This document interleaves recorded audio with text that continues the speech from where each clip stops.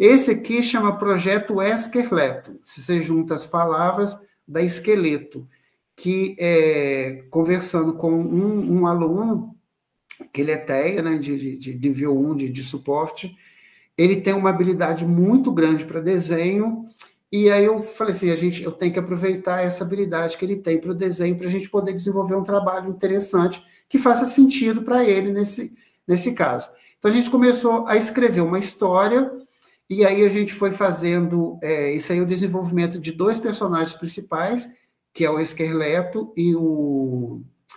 Me fugiu o nome é o vilão, né? Que sempre tem que ter um vilão. Então, a gente foi escrevendo as características do personagem. Ele fala muito da questão psicológica, a conversa nossa questões psicológicas, questões planetárias. Então, ele tem todo um entendimento, uma conversa, e que a gente foi construindo esse personagem desse jeito, né? A esquerda minha, aqui no caso, né? É a capa do projeto que a gente fez, né? Esse projeto, ele acabou se tornando um livro.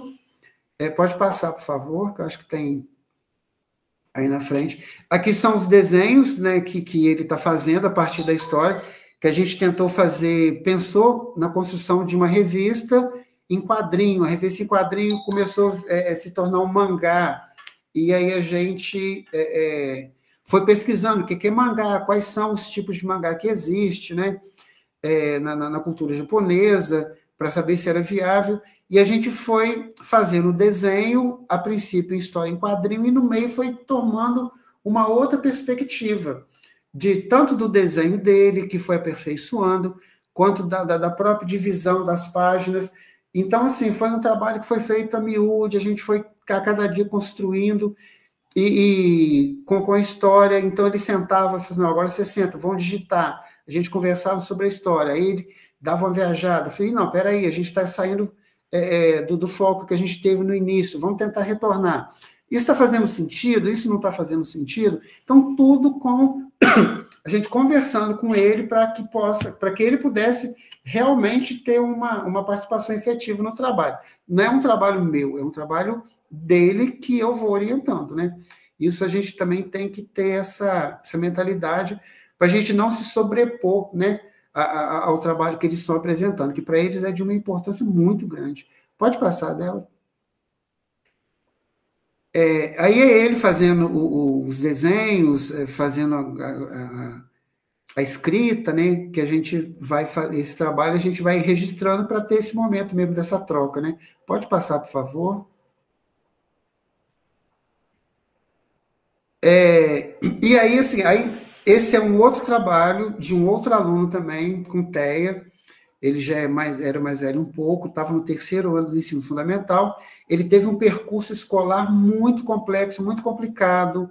Ele estava estudando numa instituição que não estava dando um suporte adequado para ele, aí ele acabou indo para a escola onde eu trabalho, que é a escola pública, e ele é um menino que também gosta muito de desenhar e de escrever. Só que ele tinha parado com isso. Há anos que ele não mexia com desenho nem nada. Em conversa com a mãe dele e com ele, aí ele disse que tinha uma pasta antiga com um monte de desenho. Então, minha primeira conversa foi, traz a sua pasta, deixa eu ver como que é, o que você fazia. Quando eu fui ver a pasta deles, o desenho deles era muito legal. Ele já tinha histórias quase que pronta. Então, assim, e estava abandonado, não estava dando valor, né? Não sei, em algum momento ele desistiu daquilo. Eu falei, pois se a gente resgatar isso aqui, olha só essa história sua, tinha um iniciozinho, né? Se a gente consegue pegar essa história, amplia ela no desenho e tal, ele comprou a ideia e fomos fazendo, que é o Vale do Fantocheiro.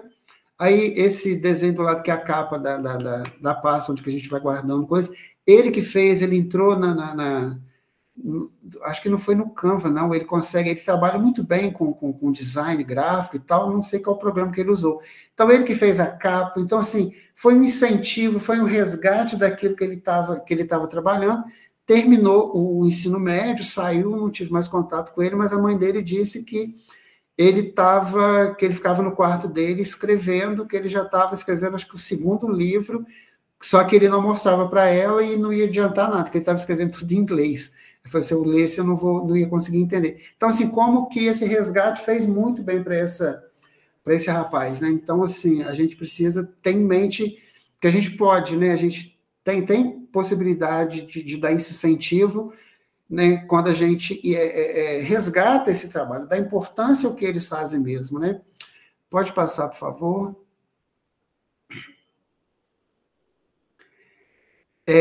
Aqui é um outro livro que eu comecei a trabalhar com esse rapaz, ele tem deficiência intelectual, que é o diagnóstico dele, já está com 18 anos, está terminando ensino médio também. Ele chegou com muita dificuldade na escrita e eu fiz uma proposta para ele, que eu sempre trabalho com os meninos, vou recortando um monte de figurinha de revista e tal, monto um cenáriozinho para que eles escrevam uma história, sem estar buscando, né, aquela coisa muito prontinha, porque aí você fazendo isso, você constrói um outro cenário, né, usando personagens conhecidos, mas constrói outro cenário, outra possibilidade de escrita. E eu fui trabalhando isso com ele. E, no momento, ele foi escrevendo uma história muito interessante no início, mas que, do meio para frente, desembocava no João e Pé de Feijão. Aí eu falei com ele, falei assim, poxa, tá tão interessante esse início aqui, original e tal, se a gente der um modificado, porque essa história já existe, mostrei para ele, a história do João Pé de Feijão, que ele conhecia, lógico, né? E a gente fez uma releitura, uma readaptação da história, que depois que a gente acabou fazendo, aí eu percebi que ficou meio que o João Pé de Feijão e a Alice nos Países das Maravilhas, que é bem interessante. Então, ele escreveu uma história, ele não gostava de desenhar, a gente partiu para o desenho, mesma coisa, né? A gente fazendo um trabalho junto com ele, ele foi aperfeiçoando o traço dele, ele não gostava de colorir, foi colorindo. Então, ele sentado, digitando a história, aí depois a gente pega, mostra, né, essa escrita, vamos ver como é que escreve direito. Então, assim, é um trabalho muito amplo, né, nessa questão. Aí pode passar, por favor.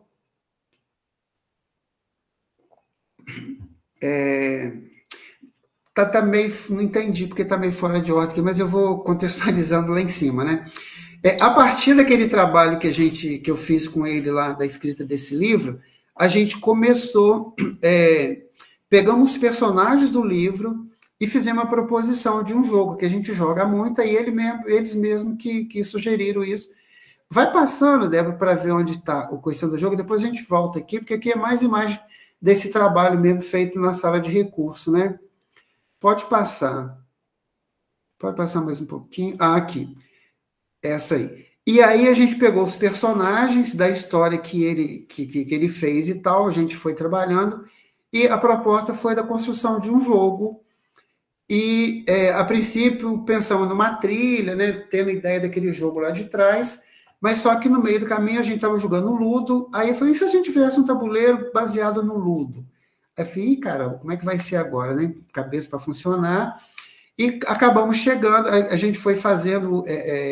fizemos vários desenhos, né? Aí não dava certo, porque o número de casa de ida e de volta não batia, então a gente tinha que fazer dar certo, aí o colorido não dava certo, aí peguei folha de papel manteiga, né? Manteiga não, esse papel transparente, e para fazer todos os desenhos, cada um de uma cor, para a gente colocar um em cima do outro, para ver a possibilidade, para contar as casas na ida, na volta.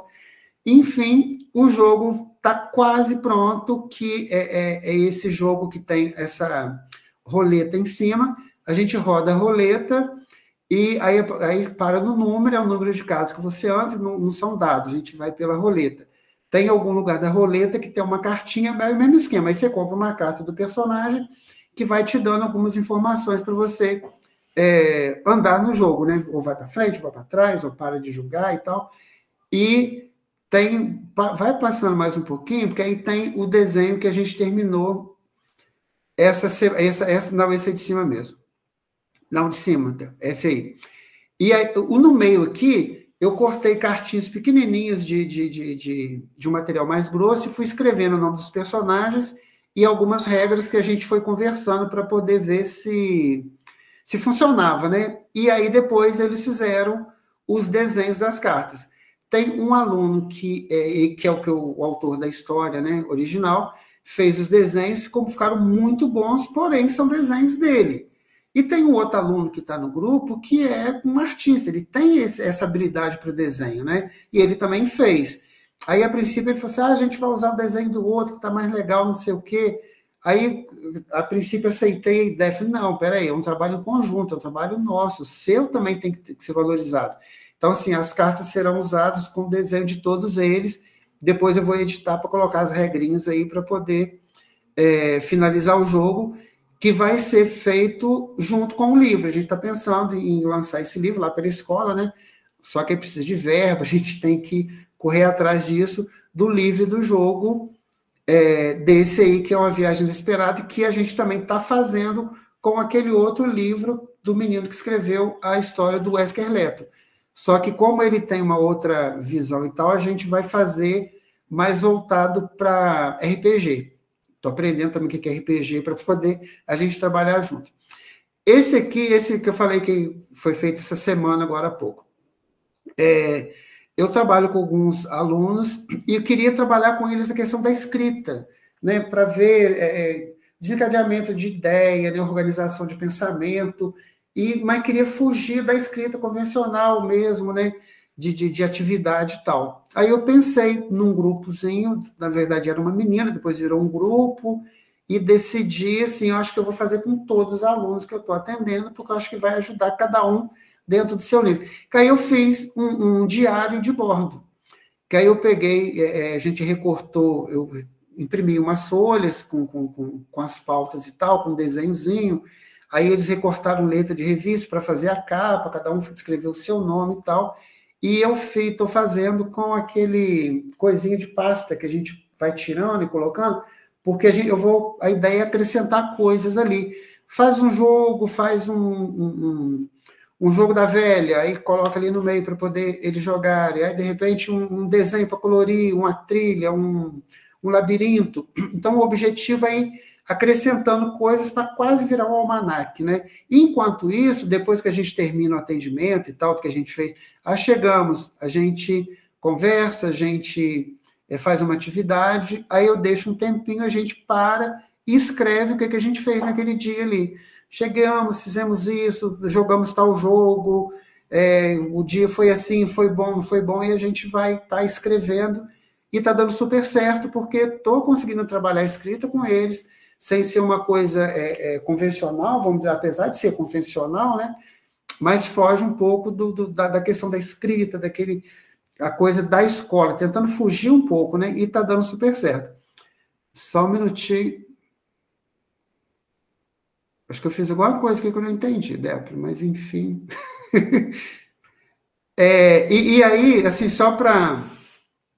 Aí tem 2 jogos aí junto, que é o de cima, com essa caixinha preta, com essas coisinhas coloridas, é uma caixa comum de papelão, essas coisas foram aquelas bolinhas coloridas de piscina de bolinha, que eu peguei e cortei ao meio, para fazer um jogo em que a gente trabalha com cor, com atenção, com concentração, que é de um jogo que eu tinha visto, que o nome dele, se não me engano, é Oráculo, e aí eu não lembrava de jeito nenhum para fazer, eu lembrava do jogo, como que joga, aí fiz com uma caixinha de ovo, jogando com bolinha de gude, e eu consegui um dado colorido, então, que era da cor do que eu tinha pintado, e aí eu consegui cortar as bolinhas, e vocês conhecem aquelas bolinhas que quica, né, que eles chamam de perereca? Aí eu jogo que elas são maiores para poder trabalhar com os meninos que, de repente, têm mais dificuldade de apreensão, né, de pegar com a pinça a bolinha de gude, que é pequenininha. Então, assim, são as bolas maiores que dá para a gente fazer. E esse de baixo xadrezinho aí, eu fiz de EVA, cortei os EVAs, é de um outro jogo que eu tinha visto, que estava até para doação e tal. Eu falei, gente, que jogo é esse? Não conhecia. Ele chama Vai e Volta. E aí eu pensei em produzir um jogo diferente. Eu aumentei o jogo e criei algumas regras em cima do que eu já tinha visto, como é que era jogar. Então, eu jogo com dado colorido também, e as pecinhas são que são Angry Bird, que são as cabecinhas de Angry Bird que eu tenho, que aí a gente vai aproveitando tudo, né? E foi o trabalho que eu consegui fazer com eles, assim, está dando super certo. Os meninos estão gostando da ideia. Pode passar, por favor? E aqui, na verdade, são assim algumas imagens de alguns jogos de alguns trabalhos que eu desenvolvo além desses que eu faço na questão de estar produzindo, né? Porque às vezes a gente precisa lançar mão também de alguns jogos que são estruturados, né? A gente tem várias possibilidades de jogos super interessantes, que a gente trabalha atenção, concentração, controle motor amplo, restrito, e que a gente pode lançar mão de alguns jogos que são estruturados, são. Então, tem uma imagem do menino jogando, tipo assim, inventei na hora essa coisa. É um ábaco e jogando dado. Então, ele tem uma facilidade matemática. Ele jogava dado, fazia soma e já ia juntando as bolinhas, unidade, dezena. É uma forma de trabalhar o ábaco sem ser a forma convencional do ábaco mesmo, né? Aí temos um trabalho aqui que o menino fez um foguete aqui, são peças são imantadas, né? São formas geométricas imantadas que dá para fazer construção.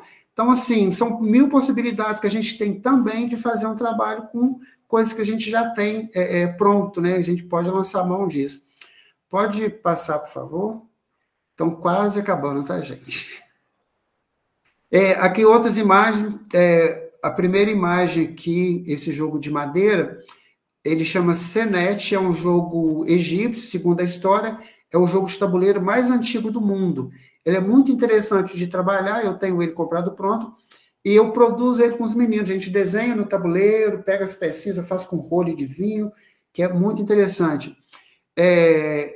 Do outro lado tem o Xima, né, que é um jogo africano, eu gosto muito de trabalhar, porque assim, a África é uma fábrica de jogos, né? Então, coisas assim, espetaculares que tem para a gente poder usar em qualquer sala, né? Sala de recursos, sala de aula, são jogos maravilhosos. O Xima é um jogo simples de raciocínio, que é muito interessante, fácil de fazer, não demanda muito material. Então, assim, a gente também tem que pensar nessa possibilidade, né? De um material mais barato que dê para que eles levem para casa, para eles poderem ficar à vontade.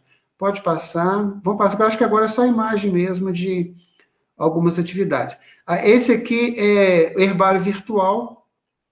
São alunos um aluno tem um hiperfoco em planta, e aí o outro, eu acabei capturando ele também. A gente tem ido na rua, onde que fica o CAE, eu fotografo as plantas junto com eles, né? Eles vão, faz a foto das plantas, aí eu utilizo um aplicativo de reconhecimento das plantas, que me traz algumas características, né? Nome científico, nome popular, e aí eles fazem o desenho dessas plantas, e depois, junto com as fotos, a gente está construindo um herbário virtual, que aí está ficando interessante. Aí eu já conversei na escola, depois que ele estiver pronto, eu vou enviar para a escola para que eles apresentem esse trabalho para a turma deles lá. Pode passar, por favor, que eu acho que tem alguma imagem aí Pode ter para baixo, gente. Esse aqui também são trabalhos que eu tenho feito com eles, usando forma geométrica. Aí a gente utiliza para recortar figuras geométricas. E eu gosto muito de construir brinquedo com eles, brinquedos antigos, que usam materiais baratos e tal, que eles ficam encantados. E a gente tira um pouco desse eletrônico também deles, né? Assim, é necessário, mas nem sempre, né?